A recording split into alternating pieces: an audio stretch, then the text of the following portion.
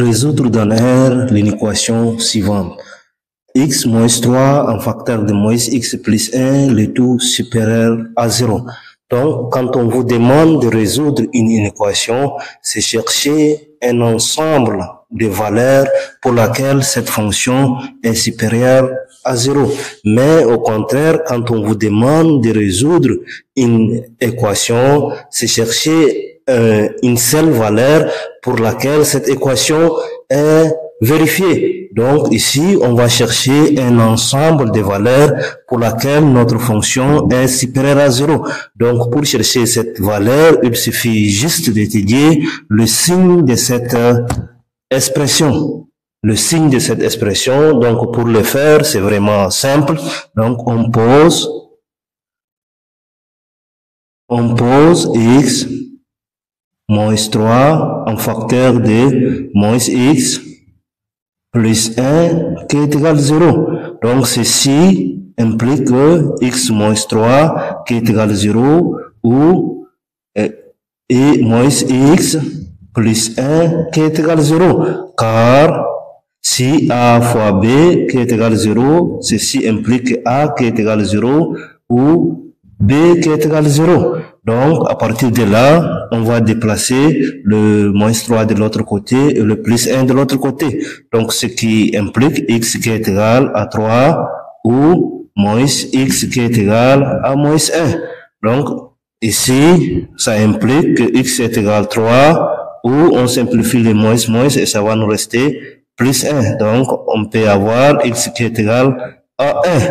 Donc, à partir de là, il faut dresser un tableau de signes et étudier le signe. Donc, je trace un tableau x moins infini plus infini. Ici, c'est 3, ici, c'est 1. Donc, je place le plus petit à gauche. J'aurai ici 1, 2, ici 3. Donc, je place ces expressions dans ces deux lignes. Donc ici, je place x moins 3 et ici, je place moins x plus 1. Donc si je multiplie ces deux expressions, j'aurai x plus moins 3 en facteur de moins x plus 1. Donc ici, pour étudier le signe de cette expression, comme le signe de x est positif, il y a un plus quelque part ici, mais on ne le met pas seulement. Donc comme le signe de x est positif, on va commencer par 0, par un signe négatif. Ici aussi par un signe négatif. Et là où cette expression s'annule, c'est-à-dire notre expression ci s'annule en 3. Donc après, là où notre expression s'annule, on change directement le signe. On fait plus. Et ici, comme il y a un signe négatif ici, on va commencer directement par plus. Et après, là où cette expression s'annule, on va changer le signe. Donc, notre expression ci s'annule en 1. Donc ici, on met un 0 et on change directement le signe, moins. Comme si on multiplie ces deux expressions, on aurait cette expression. Donc, on va multiplier ces deux signes pour avoir le signe de x moins 3 en facteur de moins x plus 1.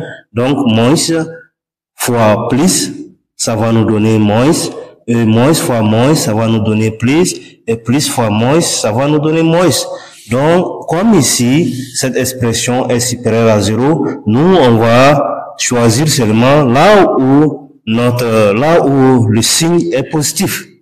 Donc, comme ici, si ici est inférieur à 0, si cette inégalité est inférieure à 0, on va choisir là où le signe est négatif. Mais comme notre équation est supérieure ou égale à 0, on va choisir là où le signe est positif. Donc, notre ensemble de solutions, c'est cet intervalle. Donc ici, ici je peux écrire S de solution qui est égal à cet intervalle. Donc, de 1 à 3. C'est-à-dire quoi? Si vous prenez n'importe quelle valeur qui se trouve dans cet intervalle et vous placez là où il y a x, vous aurez cette expression est toujours supérieure à 0. Donc, on a retrouvé notre ensemble de solutions pour laquelle cette expression est supérieure à 0. Donc, si cette vidéo vous a plu, n'hésitez pas à liker, de commenter et de partager. Ça peut sûrement aider quelqu'un.